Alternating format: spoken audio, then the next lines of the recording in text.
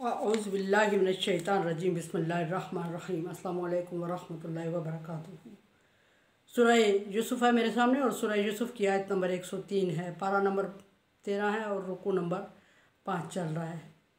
और अल्लाह तबारक व तआला की आयत नंबर 102 में अल्लाह तबारक व तआला ने एक शिर्क की नफ़ी करते हुए फरमाया कि नबी सल्लल्लाहु अलैहि वसल्लम के पास तमाम अहसन किस्से हूबहू एज़ इट इज़ मौजूद हैं जिस तरह के वो वाक़े हुए थे। और इसमें नबी सल्लल्लाहु अलैहि वसल्लम के पास पाए जाने वाले किस्सों का ये मकसद नहीं कि खुदा न खास्ता नबी सल्लल्लाहु अलैहि वसल्लम गैब जानते हैं, बल्कि अल्लाह तबारक व तआला ने उस गलतफ़हमी की अज़ाले के लिए फरमा दिया नूही इलैक कि हमने वही किए। और फिर ये कि नबी सल्लल्लाहु अलैहि वसल्लम के सामने बयान करदा जो किस्से हैं या नबी सल्लल्लाहु अलैहि वसल्लम के पास मौजूद हैं, उनको अल्लाह तबारक व तआला ने दोबारा ये भी फरमा दिया कि नबी सल्लल्लाहु अलैहि वसल्लम पर आसान फरमाते हुए कि आप पर आसान किया मैंने कि हुबहू किस्से आपको बयान कर दिए ताकि लोगों के सामने बयान करें। और ये भी कि लोगों की गलतफ़हमी के अज़ाले के लिए और आप सल्लल्लाहु अलैहि वसल्लम पर एहसान के लिए और इबरत के लिए फरमा दिया कि मैंने आप पर नाज़िल किए। और लोग ये ना समझें कि आप सल्लल्लाहु अलैहि वसल्लम गलत बयानी कर रहे हैं या गैब जानते हैं, दोनों गलतफ़हमियों का अज़ाला हो गया। आगे आयत नंबर 103 में अल्लाह तबारक व तआला फरमाते हैं कि वमा अक्सरुन्नास लौ खरस्ता बिमुमिनीन। ऐ नबी सल्लल्लाहु अलैहि वसल्लम, अगर आप चाहते हैं कि सारे लोग ईमान ले आएँ तो इनमें से अक्सर फिर भी सच्चे किस्सों को बयान करने के बावजूद, सच्चे किस्सों को समझने के बावजूद और अल्लाह तबारक व तआला की कुदरत को देखने के बावजूद, अल्लाह तबारक व तआला की नेमतों से फ़ायदा उठाने के बावजूद, अल्लाह तबारक व तआला की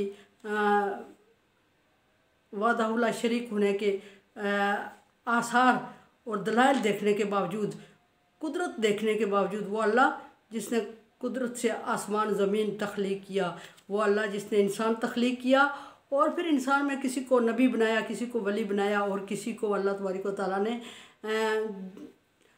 लोग कुछ जहलत में मुब्तला उसके बावजूद हैं।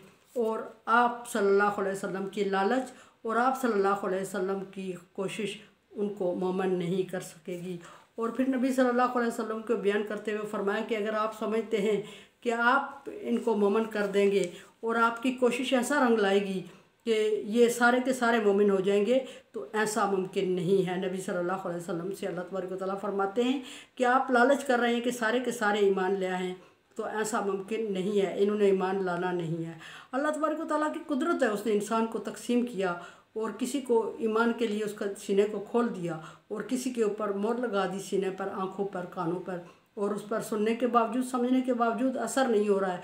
और कुछ एक्स्ट्रा शातर और तेज़ किस्म के लोग हैं जो कि दीन का मजाक उड़ा के और दीन को समझने के बाद धोखा दे रहे होते हैं। युखादिउनल्लाह वल्लज़ीना आमनू वमा यख़दऊन इल्ला अनफुसहुम वमा यशऊरून। ये कुछ लोग ऐसे भी पाए जाते हैं जो दीन को के बारे में धोखा भी करेंगे आपसे और आपको बताएंगे कि हम दीन इख्तियार कर रहे हैं, आपकी महफ़िलें लेंगे, बैठेंगे और आपकी बातें सुनेंगे, लेकिन ये जो बैठने वाले हैं इनमें भी सारे मुस्लिम नहीं हो सकते। ये कुछ आपके पास बातें लेने के लिए आते हैं जो मुनाफिकीन हैं और आपके सामने आके आपकी हमदर्दियाँ हासिल करते हैं, दूसरी तरफ जाते हैं, दूसरी की हमदर्दियाँ हासिल करते हैं। ये मोमिन होने वाले नहीं हैं। और कुछ ऐसे भी हैं कि जो नबी सल्लल्लाहु अलैहि वसल्लम को अल्लाह तबारक व तआला ने हुक्म दिया कि ये आपसे डिमांड करते हैं और आपसे मुतालबा करते हैं कि अगर ये बात आपकी ऐसी होती तो हम ईमान ले आते। जैसे कि कुरान पाक अगर एक मरतबा नाज़िल होकर आता और हमारे सामने होता तो हम उसको मान लेते। फरिश्ता नाज़िल लेके हमारे सामने क्यों नहीं आया और ये कि किसी हम जैसे बंदे पर नाज़िल क्यों नहीं हुआ और इसमें ये निशानियाँ ये चीज़ें क्यों नहीं नाज़िल हुई। तो उस वक्त नबी सल्लल्लाहु अलैहि वसल्लम का अल्लाह तबारक व तआला फरमाते हैं कि आपका सोच में पड़ जाना कि अगर ऐसा होता तो खुदा ना ये शायद ईमान ले आते। तो अल्लाह तबारक व तआला नबी सल्लल्लाहु अलैहि वसल्लम को बात जो फरमाते हैं कि अगर ये उस पर ईमान लाते जो अभी डिमांड कर रहे हैं तो पिछले पैगम्बरों को इन्होंने कत्ल क्यों किया और उनका इनकार क्यों किया। वो तो वही निशानियाँ वही चीज़ें लाए थे जो अभी ये डिमांड कर रहे थे और उस वक्त उन्होंने उन अंबिया इकराम को या फिर कत्ल कर दिया या फिर इनकार किया। तो ये अल्लाह तबारक व तआला फरमा रहे हैं नबी सल्लल्लाहु अलैहि वसल्लम को कि आप लालच ना करें और आप परेशान भी ना हों। आप सल्लल्लाहु अलैहि वसल्लम दीन इस्लाम की तबलीग के बाद परेशान हो जाया करते थे जब लोग ईमान नहीं लाते थे। तो अल्लाह तबारक व तआला फरमा रहे हैं कि आपको परेशान होने की ज़रूरत नहीं है। ये आपका की ज़िम्मेदारी पैगाम पहुँचाना है। और अगर ये नहीं मानते पैगाम पहुँचाने के बाद, तो आपके अजर में कोई कमी नहीं होगी। अल्लाह तबारक व तआला ने आपको पैगाम पहुँचाने की ज़िम्मेदारी दिया। हाँ, उस वक्त अल्लाह तबारक व तआला की नाराज़गी होगी जब आप पैगाम पहुँचाने में, अल्लाह का पैगाम पहुँचाने में कोई कसर करेंगे। तो फिर आप सल्लल्लाहु अलैहि वसल्लम जानबूझ के, अनजाने में नहीं, और पैगम्बर बुला भी नहीं करते, अनजाने में किया भी नहीं करते। और अगर उस वक्त आपकी कोई कोताही सामने आएगी तो उस पर तो पकड़ हो सकती है, लेकिन इनके ईमान लाने या ना लाने का आपकी तबलीग पर, आपकी ज़िंदगी पर, आपके मिशन पर और अल्लाह की रज़ा पर, आप पर जो है अल्लाह की रज़ा, उस पर कोई कमी वाक़ई नहीं होने वाली। और इसलिए नबी सल्लल्लाहु अलैहि वसल्लम को तसल्ली अता फरमाई। और ये भी कि ये ज़मीन आसमान की सारी चीज़ें देखने के बाद अगर ईमान नहीं लाते, और इतनी कुदरत अल्लाह तबारक व तआला की, ये तरह तरह के इनके लिए अनाज और मेवाजात, और ये तरह तरह के मौसम और तरह तरह के माहौल, और ख़ूबसूरत ज़मीन आसमान की तख्लीक, और अच्छी और खूबसूरत तनामंद मजबूत सेहत वाली ज़िंदगी, ये सारी चीज़ें अगर मानने के बावजूद, देखने के बावजूद इन में ईमान लाने की सलाहियत नहीं पैदा हो रही है, अल्लाह तबारक व तआला की निशानियाँ इनके सामने गुनागो मौजूद हैं, और अगर ये ईमान नहीं ला रहे हैं तो इसका मतलब है कि इनमें ईमान की सलाहियत नहीं है। और सलाहियत नहीं है तो इसका मतलब ये नहीं कि आपने पैगाम पहुँचाने की ज़िम्मेदारी को छोड़ देना है या उसमें कसर करनी है। आपने अपने मिशन को, अपने काम को, जो आपके अल्लाह तबारक व तआला ने आपके सुपर्द किया है, उसको उसी तरह जारी रखना है, उसी जज्बे के साथ, और इन तक पहुँचाने की कोशिश करनी है, आपको उसका अजर मिलेगा। अब आगे अल्लाह तबारक व तआला फरमा रहा है वमा तसअलुहुम अलैहि मिन अज्र, आप इनके मानने या ना मानने से आपके अजर में कमी वाक़ई नहीं होगी। आपके अजर में कमी तब वाक़ई होगी कि जब आप पहुँचाने की ज़िम्मेदारी में कोताही करें। ये भी हो गया। इन हुआ इल्ला ज़िक्रुन लिल आलमीन, और जिस किताब से, जिस कुरान से और जिस हदायत से ये इनकार कर रहे हैं, ये आपकी विरासत भी नहीं है, सिर्फ़ आपके लिए ही नहीं है, यह आपका मिशन भी नहीं है, ये अल्लाह तबारक व तआला ने इनको भेजा है, इस मिशन पे आपको फाइज किया है। और ये सारी दुनिया के लिए, सारी कायनात के लिए, सारे जहानों के लिए नसीहत है, और नसीहत करना आपकी ज़िम्मेदारी है। आप इन तक नसीहत पहुँचाएँ। अगर ये इनमें से एक भी, 100 में से एक भी ईमान ले आता है तो आपको भी उतना ही अजर मिलेगा, और अगर एक भी ईमान नहीं लाता तो भी आपको उतना अजर मिलेगा, और अगर 100 के 100 ईमान ले आते हैं तो भी आपको उतना अजर मिलेगा, क्योंकि आपके अजर का जो तयन है वो अल्लाह तबारक व तआला ने इनके मानने पर नहीं रखा, बल्कि आपकी ज़िम्मेदारी पहुँचाने, जो ज़िम्मेदारी दी है उसको ईमानदारी और नेक नीयती से पहुँचाने पर आपका अजर रखा गया है, और अल्लाह तबारक व तआला आपको इससे ज़रूर मुस्तफ़ीज़ फरमाएगा। अच्छा, यह एक बात ये भी है कि ज़िक्र लिल आलमीन, ये कुरान पाक की दायमी किताब है, और दीन इस्लाम दायमी है। इसकी तरफ इशारा किया गया है कि जहानों के लिए, पूरे दो जहान के लिए अब इसके बाद कोई हदायत नहीं आने वाली, अब कोई नबी नहीं आने वाला, अब कोई किताब और शरीयत नहीं आने वाली, और अब कोई दीन नहीं आने वाला।